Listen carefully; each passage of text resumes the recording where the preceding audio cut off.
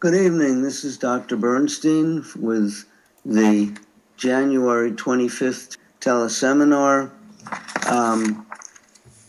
Before we begin, I want to remind you that my answers to your questions are really guesses.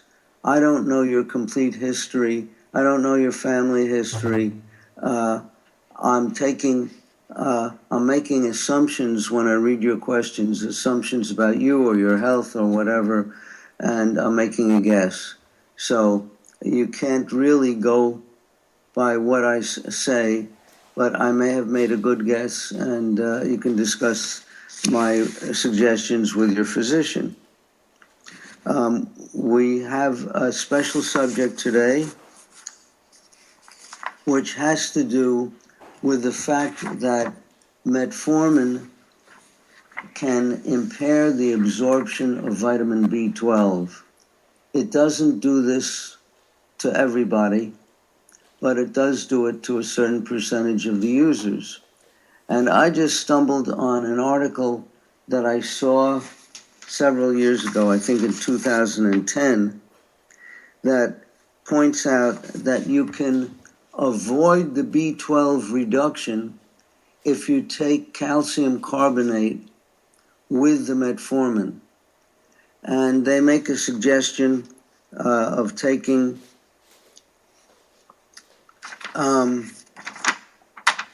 just one second. I have to find the article. 1.2 grams per day of calcium carbonate if you're taking metformin. Now, a 750 milligram tablet of Tums has 300 milligrams of calcium in it. And 4 of these Tums will add up to 1.2 grams. So what I'm suggesting as a possibility is one 750 milligram Tums with every metformin tablet you take. If you're taking the glucophage XR, which is the time-release metformin, the maximum dose is 4 tablets a day. So if you were to take one Tums with each metformin, you'd get 1.2 milligrams per day, 1.2 grams per day, I'm sorry. So that's my little bit of new news, which is really not new news, it's old news. To cite the article, it's in the Southern Medical Journal, 2010, number 103, pages 265 to 267. We're not going to be able to give you this reference again, so be sure to write it down if you're interested. Southern Medical Journal, 2010,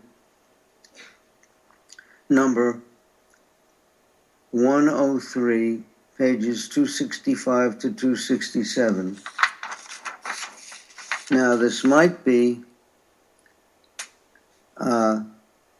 the 103 edition, number 3, but it's pages 265 to 267. Okay, now we're going to go for today's questions. Type 1 with a A1C of 6.6 for 2 years. What is the best test to see if I have any heart damage besides a stress test? The best test, I've told you before on these seminars, is a coronary artery calcium score plus a CT angiogram plus coronary artery density, calcium density. The high density calcium in the coronary arteries is less likely to break off and cause an obstruction upstream. So that's the reason for doing the density test. The calcium score shows you the total amount of calcium in the coronary arteries, and the angiogram shows if you have any blockage or near blockage in specific branches of the coronary arteries. Next question. In your conferences, you often quote A1C to glucose milligram per deciliter readings. What this person is talking about is the conversion of A1C readings to blood sugar readings. But your conversion differs significantly from those I find online. Why are your glucose averages so much higher than the reference that I've been seeing online? Well, I've explained this before. I'll do it again. A deal was made between a couple of doctors and the company that makes the lowest reading blood sugar monitor on the market. It also is the one with probably the highest variability from one finger stick to the next. These physicians were paid very highly to use this particular meter, which was given to patients who recorded their blood sugars day and night for a period of time, and the readings are essentially worthless. So the blood sugar readings that were secured were not very accurate. In fact, they were way off, and they tended to read quite low. Yet the American Diabetes Association accepted these readings for blood sugar,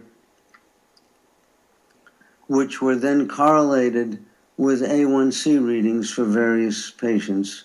So the ADA, of course, likes to show low blood sugars for their A1C readings because they've been recommending very high A1C readings. That's the story. I'm not going to give you the names of the physicians who are involved, but you can look them up if you're very careful. And I'm not going to tell you the name of the meter that was so inaccurate, but you can look that up if you're that interested. By the way, the study that we used is mentioned in my book, Diabetes Solution.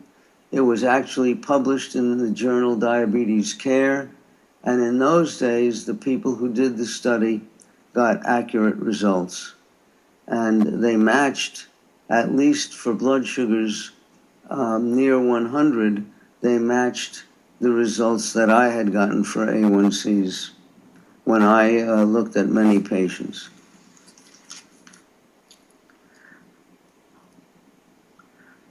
I would like your reaction to the statement in the journal Nutrition. I'm sorry, not in the journal Nutrition. In the book Nutrition for Dummies, that states carbohydrates provide nutrients for the friendly bacteria in your intestinal tract that help digest food, and they assist your body's absorption of calcium. Well, if Nutrition for Dummies is referring to vitamin D for the absorption of calcium, it's saying something reasonable. But vitamin D is not water soluble.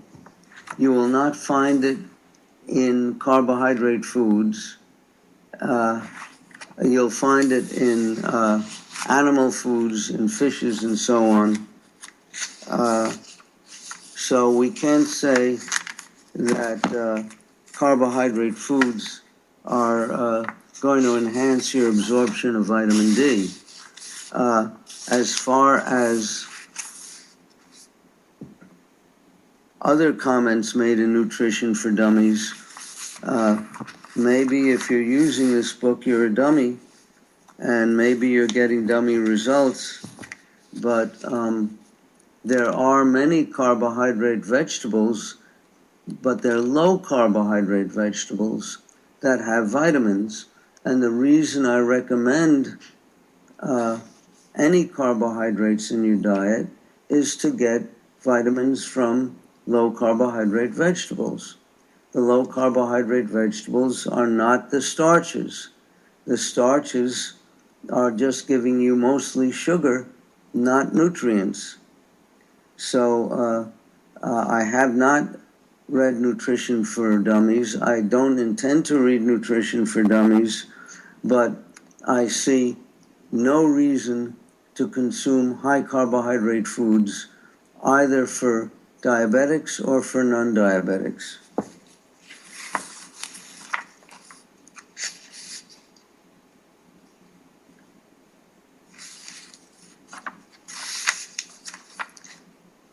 Would you please elaborate on the following warning you gave about taking antioxidants, including R-alpha-lipoic acid and cancer?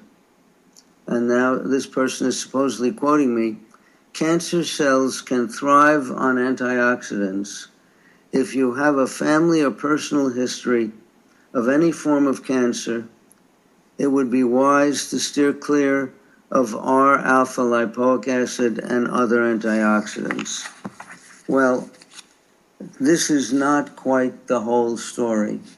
And when I did discuss this in a prior teleseminar, I pointed out that cancer cells go through phases of growth.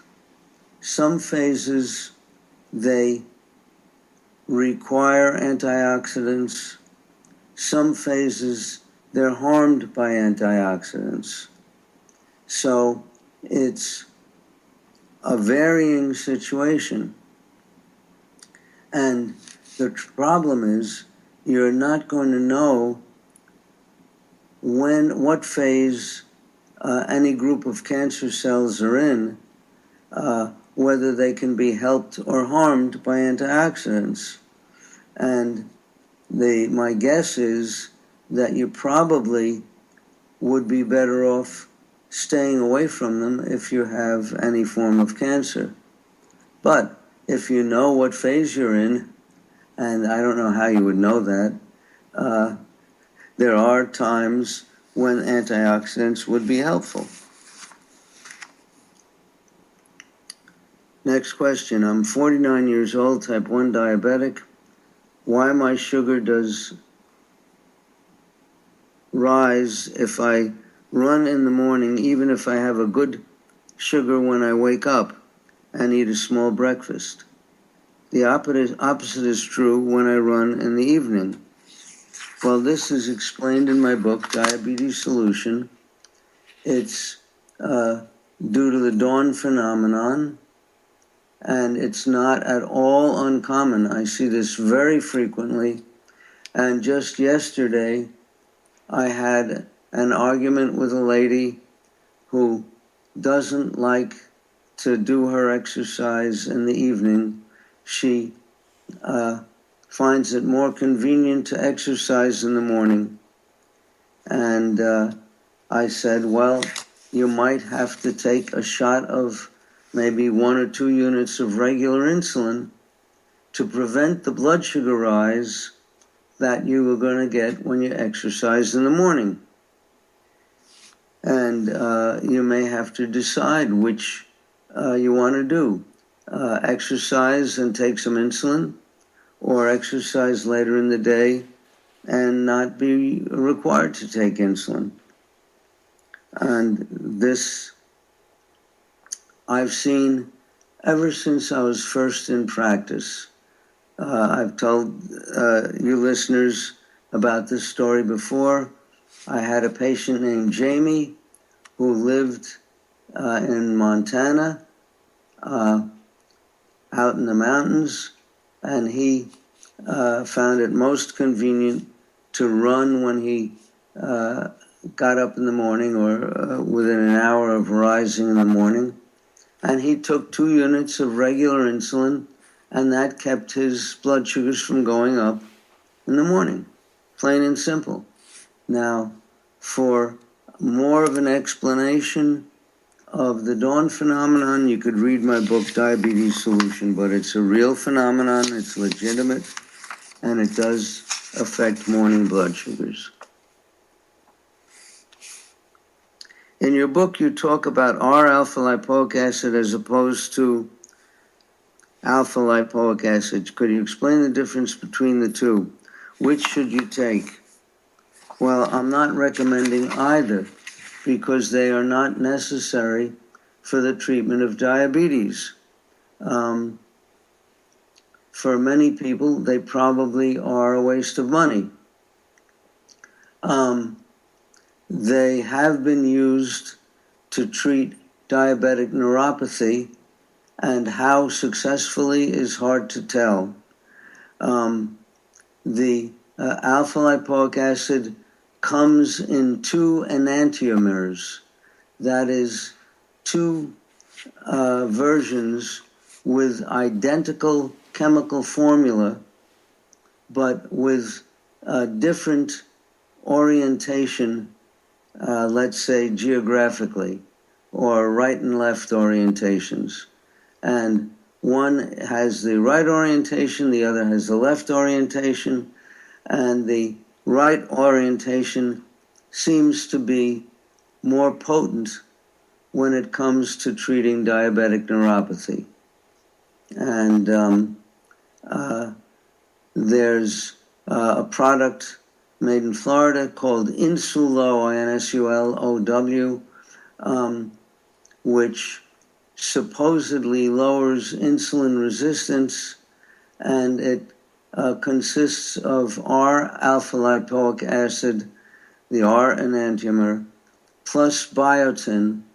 Alpha-lipoic acid does diminish the body's biotin stores, and if you give it with biotin, you can restore the lost biotin.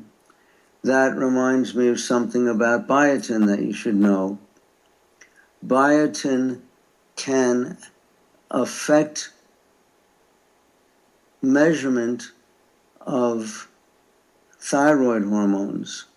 It can affect the measurement of free T3, it can affect the measurement of free T4, and it can affect the measurement of TSH.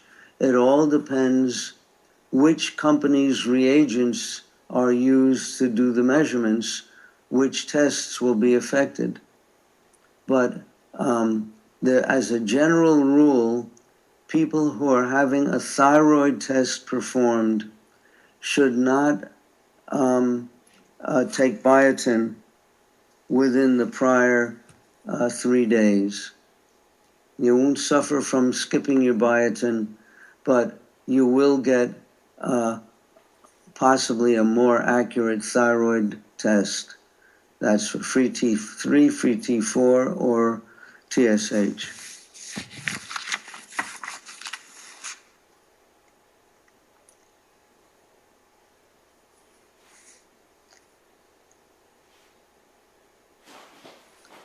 Do you have any tips on bolusing for protein and fat? Well, a protocol for the protein is given in my book, Diabetes Solution, so I suggest you read it. It's not the simplest thing in the world. I start off with a certain dose of regular insulin for 3 ounces of protein, and then I say, you do this the first time you consume some protein. You double the bolus if you're taking 6 ounces. You would triple the bolus if you're taking 9 ounces. But see what happens, because it's not guaranteed to be the same for every person. And this is stated in the book. And in the computation for protein it automatically includes a computation for the incretin effect, which is not mentioned separately, because protein tends to have a lot of bulk. And if you're taking care of the protein with a shot of insulin, you're also taking care of the incretin effect because protein has such bulk.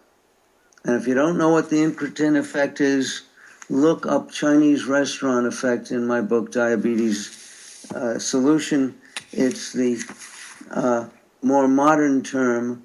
I used the term when I wrote my first book, and that was before the term incretin effect was being used by the medical profession to describe the same phenomenon that I discovered before they discovered the incretin effect.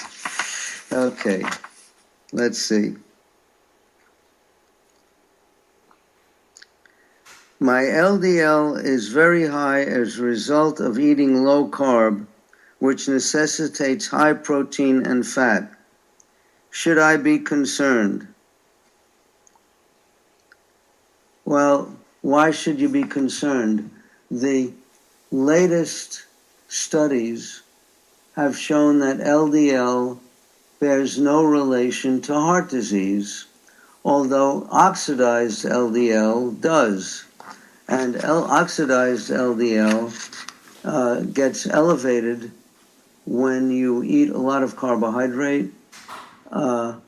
It also can be elevated just from elevated blood sugars. And also there is glycosylated LDL, which unfortunately is only available, can only be measured at research laboratories. You cannot buy it on the open market as you can with oxidized LDL. Oxidized LDL currently can be measured by Shiel, SHIEL laboratories, and also is available from LabCorp, because they send bloods for to Shiel if you order the oxidized LDL from LabCorp. Most other laboratories, large clinical laboratories, do not measure oxidized LDL. Now,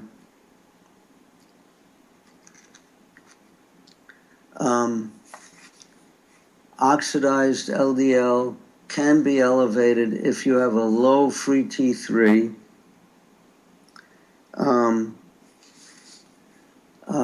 What things can predict, what measures in the blood can predict coronary artery disease?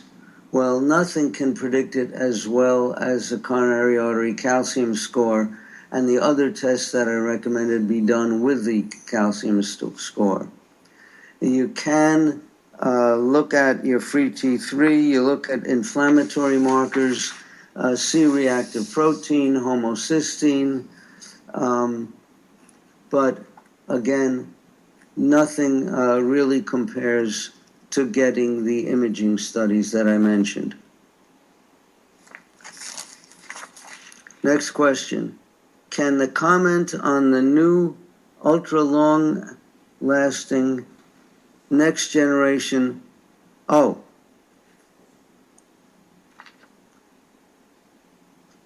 person is saying, can he comment? He's asking if I can comment on the two ultra-long-acting next-generation insulins. The first product, called Deglutic, is an ultra-long-acting basal insulin. By the way, the brand name is Tresiba, and I'm using it for a number of my new patients. Second product, called Deglutic Plus, is a fixed-dose combination of basal and mealtime insulin, 70% Deglutic and 30% Novolog. Well, I could comment. First of all, I would not mix a rapid-acting insulin with a long-acting insulin, except for very special situations. And this is the special situation is described in my book, where we add a little bit of NPH to regular insulin before a meal for people with gastroparesis to slow down the regular insulin. In fact, we may first be giving the regular insulin after the meal to someone with gastroparesis, and then slowing it down even more by adding a tiny amount of NPH. And maybe even not a tiny amount, but that's a separate story altogether. That has to do with gastroparesis. I don't recommend mixing any rapid-acting insulin with Deglutic or Tresiba.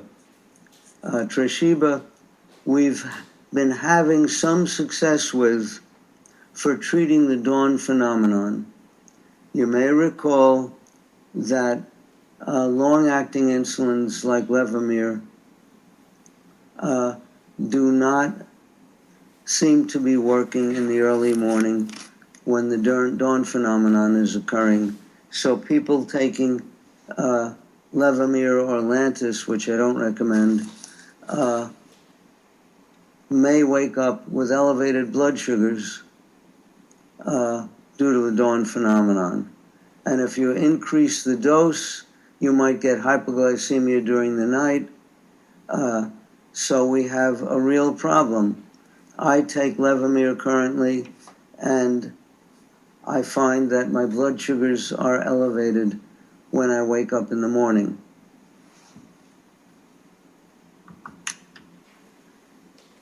We're taking a break, Dave, for blood sugar. And I can't wait overnight for my morning shot of Levemir. I have to get up at around 5 o'clock in the morning and take my morning shot then, and then I go back to sleep. Now, the Tresiba is booked as a 2-day insulin, but it really, as with many manufacturers' claims, it really doesn't last 2 days. Most of these manufacturers do their clinical trials at much higher doses than are really needed for basal insulin, so they make it artificially last longer than it really would if you took a basal dose. So what I find is that the Tresiba lasts overnight.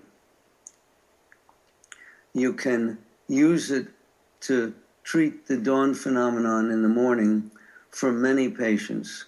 Now, I haven't treated a lot of patients with it yet. I've treated about, let's say, 6 new patients, and some of them were older patients who did not want to get up early to take insulin for the dawn phenomenon, and it seems to be doing the job. So here we're having this insulin. They claim 2 days action. We find that it manages to work overnight. You have to take it twice a day, morning and bedtime, and because it's a relatively new insulin, maybe between overseas and clinical trials in the USA, it may have been used for a total of 5 years. They haven't had major adverse reactions, but that's not long enough to find cancers and things like that. So we may or may not run into the problems with Tresiba that they ran into with Lantus. And that's the current status.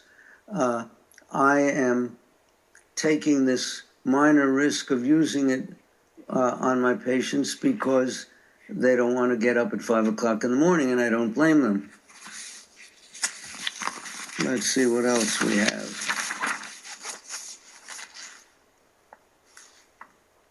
In your books, you say to avoid onions and garlic because of their sugar and to have shallots instead. Since onions and garlic are good sources of sulfur, what are your thoughts on the importance of sulfur in our diets, and do shallots contain it? Well, I really can't answer this question because I don't know the answers. I did not say to avoid onions and garlic. This is a misquote. I may have said to keep doses of onions relatively small, like having one slice instead of a stack, because they have more carbohydrate than other vegetables. And I said nothing about garlic. I may have mentioned once that I have trouble digesting garlic and onions, but that's a problem of my family, and I'm not telling other people to avoid them because of my problems. And what about the body's need for sulfur? We do require sulfur, but how much? I don't know. I know, by the way, that insulin is a peptide hormone with what's called a disulfide bond. So to make insulin, you need sulfur, but you don't need to load yourself with sulfur, and you don't need to be uncomfortable by eating large amounts of foods that contain sulfur. How does diaphragmatic hernia affect diabetes? My gastroenterologist told me I have a small diaphragmatic hernia. Well, a diaphragmatic hernia is an enlarged hole in the diaphragm. The diaphragm is a membrane that goes across the middle of the body, above the stomach, and the esophagus goes through a hole in the diaphragm, but the hole may be a little too big, and a piece of the stomach may come up through that hole and be squeezed by the diaphragm so that food in that little corner of the stomach doesn't get digested or doesn't empty readily. So if it's a small diaphragmatic hernia, it doesn't cause major problems. If it's a big piece of the stomach that's caught, it can severely impair digestion. It can cause GERD, gastroesophageal reflux. A severe diaphragmatic hernia can be confused with gastroparesis, and if it's very severe, it might require surgery, which is relatively minor. It doesn't have direct effect on diabetes, but a large diaphragmatic hernia can affect digestion, and a small diaphragmatic hernia can have small effect on digestion.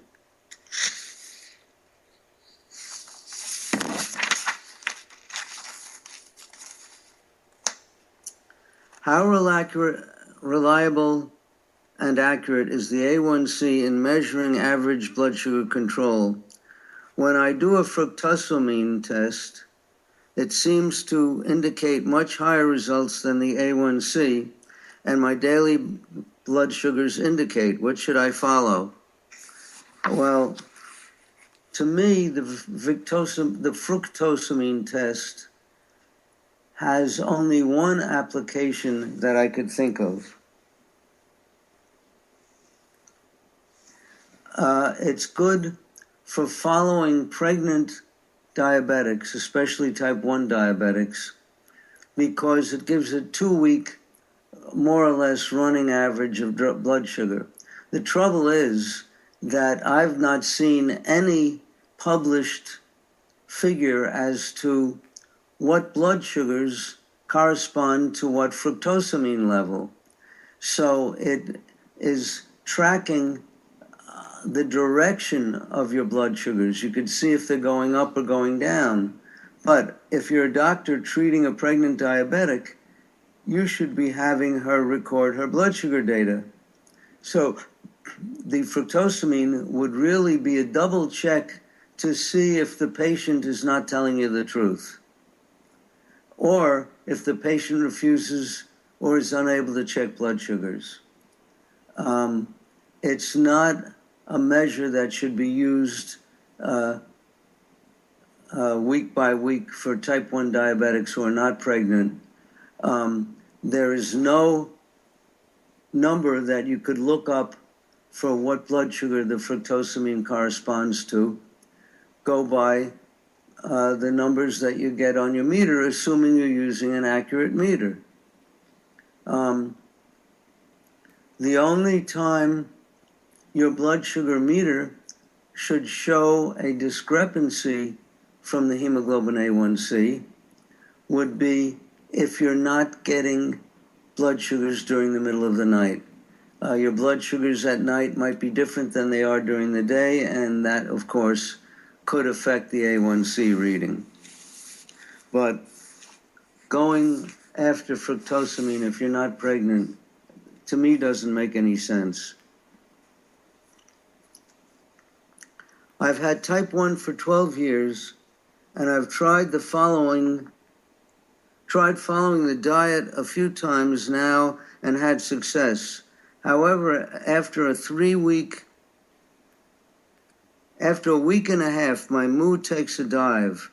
I get very irritable, depressed, and can't continue to follow the low-carb diet.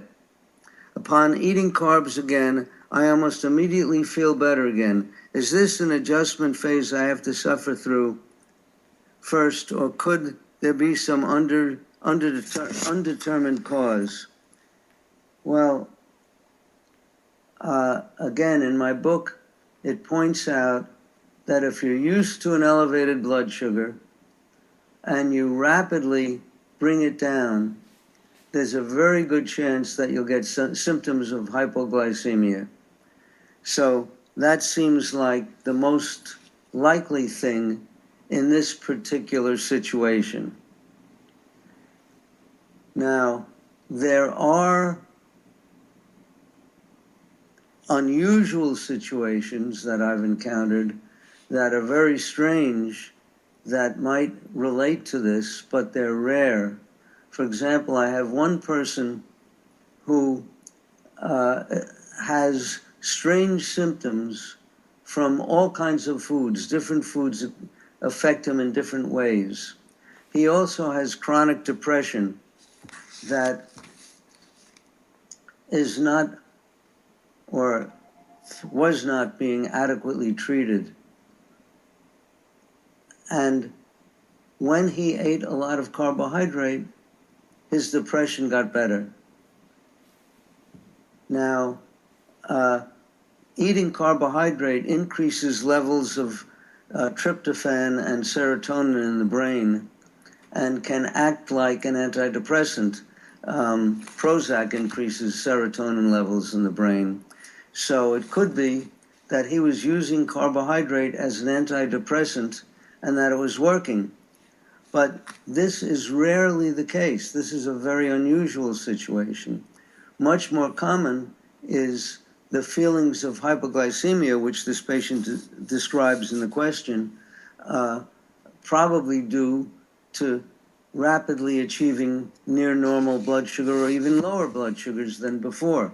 For example, I've seen people with average blood sugars of 300 get hypoglycemic symptoms when their average comes down to 200. So you have to lower them more slowly. Artificial sweeteners, in the light of research, is indicating that they may be harmful to diabetics by changing the gut flora. Your comments? Well, I've not read any such thing. In fact, there are many internet comments about artificial sweeteners that literally lie about them, make up all kinds of fantasies, and even some of these sites try to sell you substitute sweeteners that they consider less harmful, including ads for Domino cane sugar, which the ADA advocates as a sweetener. So I know of no evidence that artificial sweeteners are harmful to gut bacteria. I imagine that high levels of sugar or grains, which are alien to our early environment, that is our ancestors' environment, could be harmful to the endogenous bacteria in our gut, the microbiome, but we just don't have much information. The microbiome is really right now a big mystery, and any individuals who make claims about what they know about the microbiome are probably fabricating stories.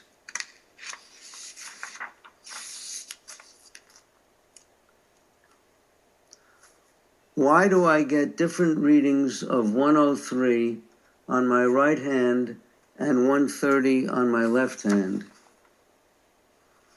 Well, first of all, it depends what meter you use.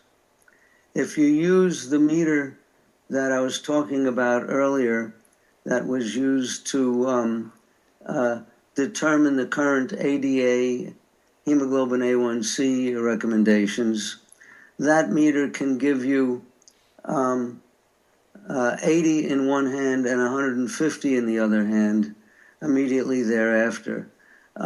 That's how inaccurate I found it to be, and variable. So it really depends on the meter. You should use the meter that we're currently recommending, and as pointed out in other teleseminars, there is now one other meter that seems to be as good in the vicinity of blood sugars around 100. That's my guess. I don't have more information. I don't know how many studies you did. I don't know how consistent your meter is if you use the same hand. But I've never seen this kind of difference with an accurate meter.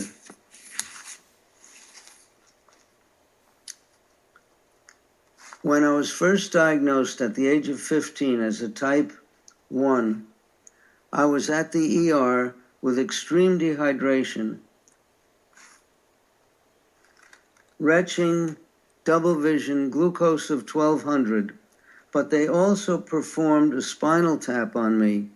I was wondering why they did this spinal puncture. Well, it could be that your symptoms resembled those of meningitis, and they were trying to rule out meningitis by looking for bacteria in your spinal fluid. That's one guess.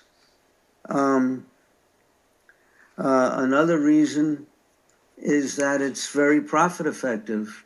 They could charge a large sum, a lot more for a spinal puncture than for a blood sugar. So that may have been a reason. Or it could have been a mistake. Or it could have been that you were in the hands of a young doctor who just got out of medical school and didn't begin his internship or his residency yet. And it's July and the staff is changing and the guy didn't know what he was doing. So there are lots of possibilities. My 3-year-old was recently diagnosed. He is getting 2 units of Lantus at 9 p.m., but is waking up very low in the 60s, in the 40s by 8 a.m., but is running high after zero-carb meals. How do I approach this? Going low-carb has kept him out of the 200s, but he is still occasionally getting up to the 170s. I would urge you to read my book, Diabetes Solution. You might also go to the Type 1 Grit Facebook site. You could also get them on YouTube, I believe. If you're giving NPH insulin, you may be giving too high a dose, causing him to go low, and then NPH is only an intermediate acting insulin. It doesn't last very long. Maybe it lasts 6 or 8 hours. So for small kids, and you could read this in my book, we may give diluted NPH insulin 4 to 6 times a day because it doesn't last, but diluting it enables you to lower the dose. So if you diluted it 3 to 1, each 2-unit measurement would only be a quarter of 2 units or a half unit. So you go to a compounding chemist, get the insulin diluted, and but NPH must be given anywhere from 3 to 4 times a day to 6 times a day.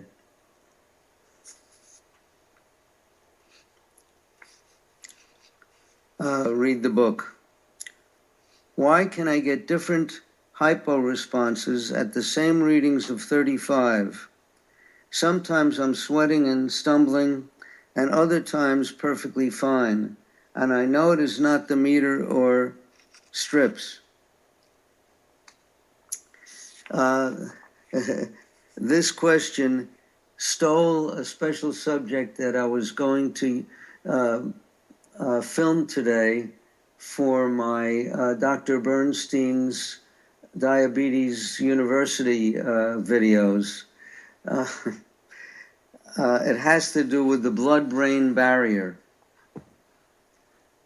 I remember when I got my first blood sugar meter, and I frequently observed blood sugars of 0 and asked myself, why am I not dead? Clearly, my brain blood sugar was not 0, even though my body blood sugar was 0. Well, this has to do with the blood-brain barrier. Glucose will slowly migrate into the brain if you inject some IV glucose into the body. Or if you diminish the blood sugar in the body, like bring it down to 0, glucose will slowly be metabolized in the brain, but it's not getting any new glucose from the body. Or some of the glucose that's in the brain may leak out into the body and slowly bring down the brain blood sugar. So if you've had a rapid drop in your body's blood sugar, because the blood-brain barrier slows down transit between the body and the brain, it takes a while for the brain blood sugar to catch up with the body. So you go down to 0 in your body, it happened very rapidly. The brain's going to take maybe minutes, maybe hours before it catches up and goes down to 0. But what if your blood sugar drops in the body slowly? If it drops very slowly, the blood-brain barrier keeps the brain only a little behind the rest of the body because the body's dropping slowly. Therefore, you can have changes in the brain paralleling those in the body. So when the body eventually goes down to a blood sugar of 50, the blood sugar in the brain may be 53. And your cognition is going to be impaired. You may feel sleepy. You may feel anxious. You may be stumbling. You may have blurred vision, etc., etc. So that explains the difference. And one message, of course, is if your blood sugar is low, even if you feel great, that's if you're feeling great is the most dangerous time because you think you're okay, but it's only because the brain hasn't come down yet. Okay, let's see what else we have.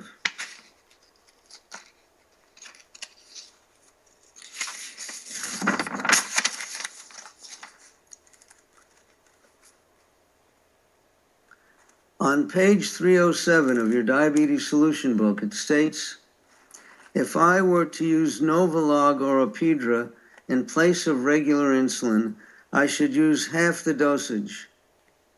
Is this a typo, as on page 290 and again on 303, you indicate the dosage should be two-thirds that of regular? Well, you have to read the book carefully. I'm not going to go back and read it. I don't have the guts to go through that again. I read it so many times when I was writing it. But this is what I probably said.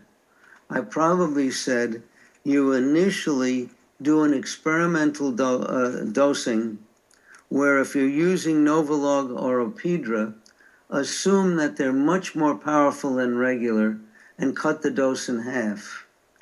And then eventually, when you end up at the final dose of Novolog or Opidra that you're going to be using, it'll probably end up more like two-thirds the dose of regular. So that would explain the difference, and that certainly explains what I explain to my patients when I train them. You talk about the benefits of bodybuilding exercise.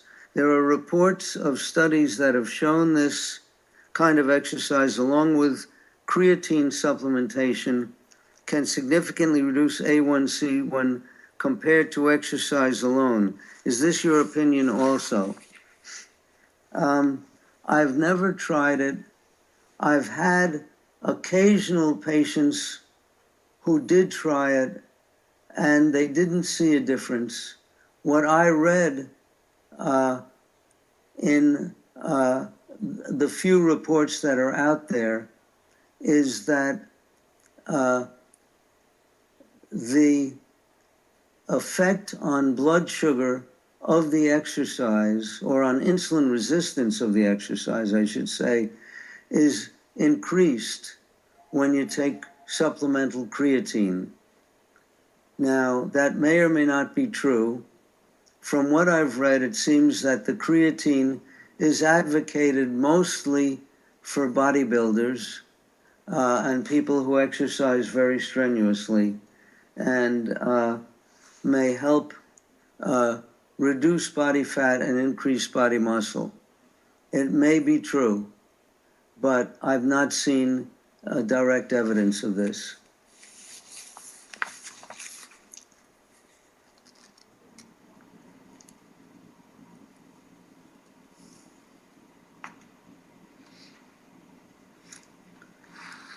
Can you review the risks of using vanadyl sulfate? Well, I can only think of two. Just let me...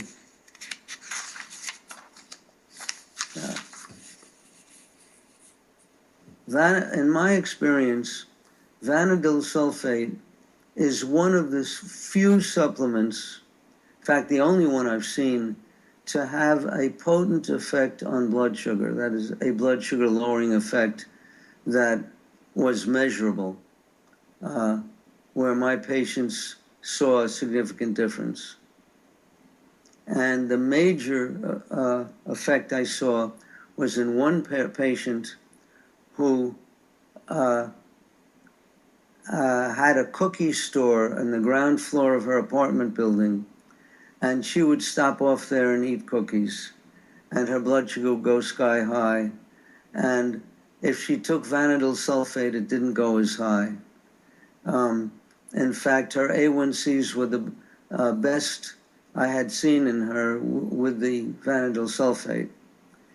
Now, there are two problems. Vanadyl sulfate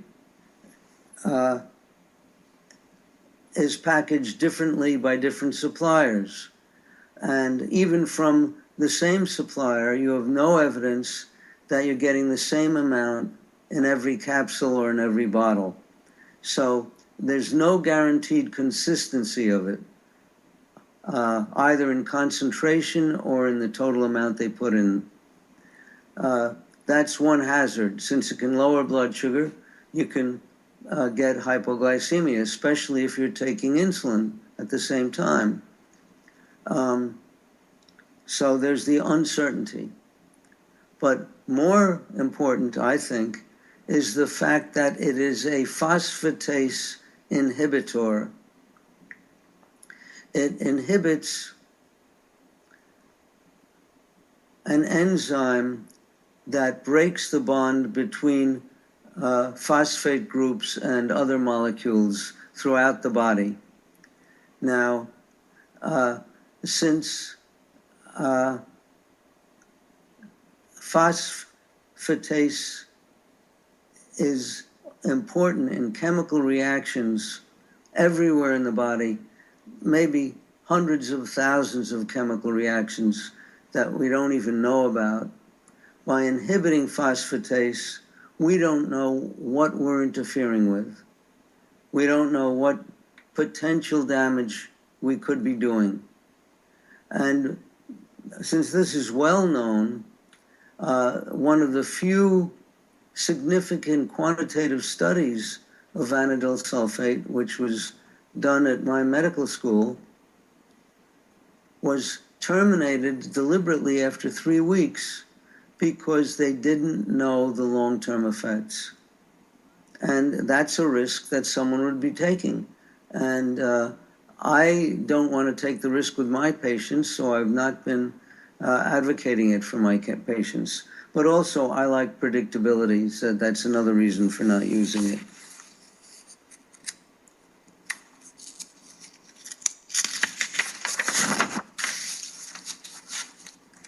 A 27-year-old male with type 1 diabetes tried your diet for 1 week, sugars improved, but had no energy and was this is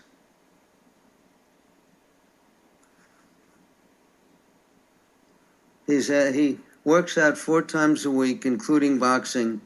Is there something I can do to get more energy? Would eating 20 carbs every meal push the boundaries of the diet too far? If this is a type 1 diabetic, the 20 grams of carb would certainly be pushing the boundaries, would force you to take more insulin. I think that you really should be could you be using an inaccurate meter? Sugars improved, but no energy. When someone says sugars improved, I'm wondering whether they're really using my book, because what I expect to see is sugars are essentially in the normal range 24 hours a day. And sugars improved could be that they came down from around 300 to around 200. And we really should be striving for normal blood sugars. That comes first. And it could well be that you're getting highly variable blood sugars and you're going too low, and you have to use an accurate meter.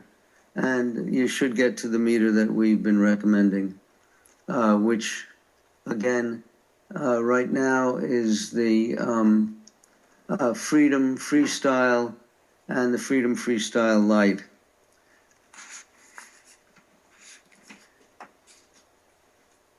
My doctor has told me that because of the results of my C-peptide, that I will always be on insulin. Can a type 2 reverse the beta cell burnout?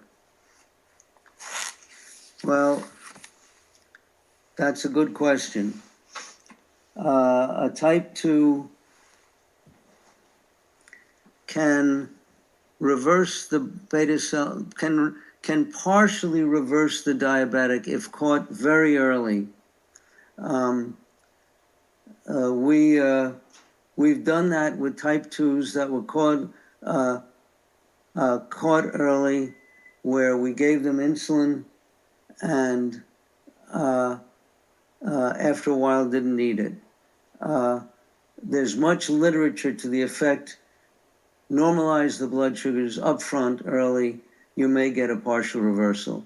Once you've had significantly elevated blood sugars for an extended period of time, the best you could do is your very best to keep them normal, not to search for a cure, but to prevent more beta cell burnout by keeping blood sugars normal. Well, that's it for today. Our next teleseminar will be January 27th on Wednesday. I invite you to join us. Thanks for listening. We'll be glad to be talking to you again. Oh, wait, I made a mistake. It's February 27th. We'll talk to you. Our next teleseminar will be on February 27th. Please join us then. Thank you.